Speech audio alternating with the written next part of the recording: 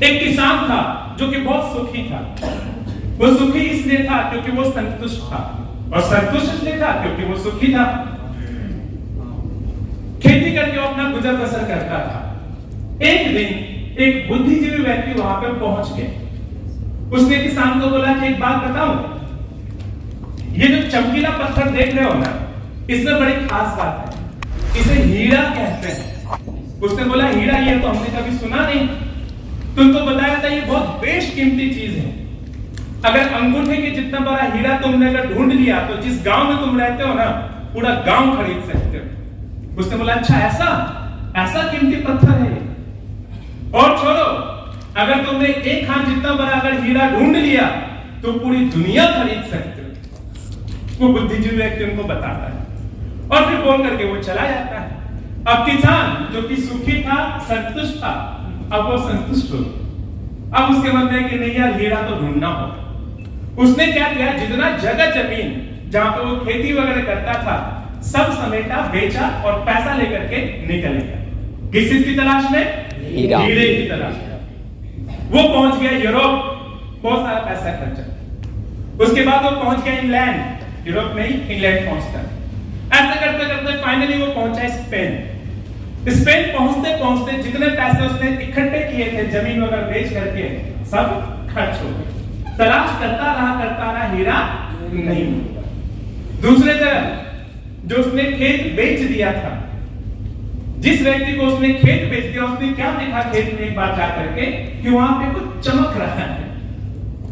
उसने जाकर के देखा, उसको उठा लिया, उठा करके ला करके उसने अपने घर पे रख दिया। वो चमक बहुत रहा था। और वो जो बुद्धिजीवी व्यक्ति है अगले शाम उसके घर में पहुंचा, और वो जो व्यक्ति जो चला गया था उसका नाम हफीज था। तो जैसे वो चमकीला पत्थर उसने देखा, उस बुद्धिजीवी व्यक्ति ने उसने बोला क्या हफीज लौट आया है? उसने कहा नहीं, वो तो नहीं लौटा। तो फिर ये बुद्धिजीवी व्यक्ति कहता फिर ये हीरा कहां से आ गया?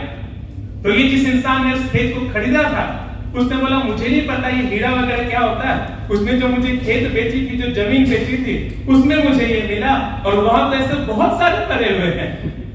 और फिर जा करके जब ये देखता तो पता क्या लगता है कि उसके खेत में बहुत सारे हीरे। इस स्टोरी के माध्यम से मैं आपको बताना क्या चाहता हूं दोस्तों, हीरा कहीं और नहीं था, उसके खेत में ही था, और तलाश करने के लिए वो कहीं और निकल पड़ा। मिला कुछ नहीं, खो सब नहीं। तो कई दफा हमारे साथ एक बहुत अच्छे अपलाइन होते हैं, एक बहुत अच्छी डाउनलाइन होती, समय खराब चला, रिश्ते खराब हो जाते हैं। 10 अच्छी चीजें नहीं दिखती और एक खराब चीज है, तो वो खराब चीजों पे वो खराब चीज पे नजर चली जाती है और हम लोग उनसे रिश्ता नाता तोड़ देते हैं। और हमें क्या लगता है अपना रफीक जी सही है, छोड़ो उसको, मैं तो यहां से निकल जाऊंगा, मैं तो उसके साथ जाकर के काम करूंगा। उस बंदे का तो नाम मत लेना। मेरे नाकामयाबी का सरासर जिम्मेदार कौन है? वही। और मेरा मानना ऐसा दोस्त जो आपके पास है उसकी कदर कीजिए। कई दफा हीरा कहीं और नहीं, आपके ही जोन में। और याद है जिसके यहाँ आने से पहले आप लोग कुछ प्लानिंग कर रहे थे रूममेट बदलने की शायद सबसे अच्छा मित्र आपका वही है जिसके साथ रिश्ता नाता तोड़ करके आप अलग रहने की, खुद को अलग करने की कोशिश करते हैं।